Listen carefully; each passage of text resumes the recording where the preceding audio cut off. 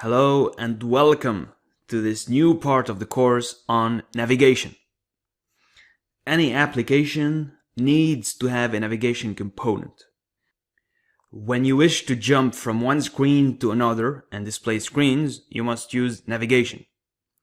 The focus of this lecture is theoretical knowledge, and only the theoretical aspects of navigation will be covered. In the following lectures, we'll explore how it works. So we'll see how navigation works in a more practical way. And you will also get to see it in action. But for now, let's just focus on the basics and the theory. You will refer to it as a navigation if you're beginning in React Native. You will notice the option of routing if you navigate the web using reactjs. But for the time being, the term React Native will be used because you are working in it. Okay, so jumping from one screen to another is the basic goal of navigation. In this lecture, navigational methods will also be covered. Let's look at a navigation example now. As you can see, 3 screens with the names screen 1, 2, and 3 have been created. Now that you have clicked on the login form, you want to be taken to the home page if you've already signed up. If not, you want to be taken to the sign up form when you click on the login form. And then at the end, you want to be taken to the home page.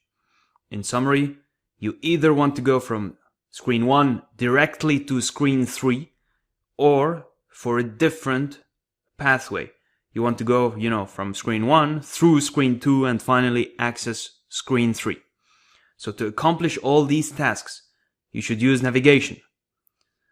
There are 3 different methods of navigation: stack, drawer, and tab. The stack navigation example serves as the first illustration of hopping between screens. To view an example of drawer navigation, check out the Gmail program. Drawer navigation is the term used when the side navigation bar is opened by pressing a button.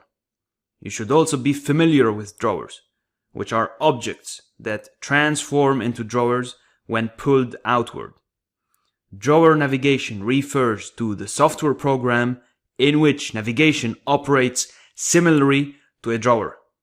The third navigation option is tab navigation, which you can learn more about with an example from Expo Go.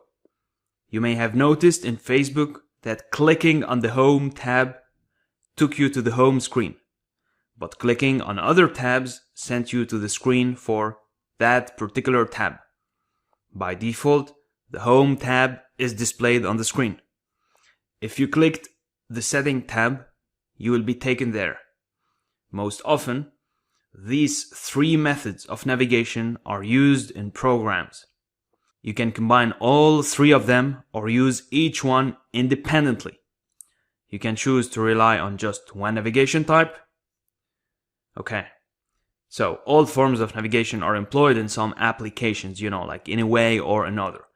You must display the navigation tab, stack navigation for button clicks, and drawer navigation to display numerous menus just for the content. Okay, so that's it for this lecture, and now on to the next one.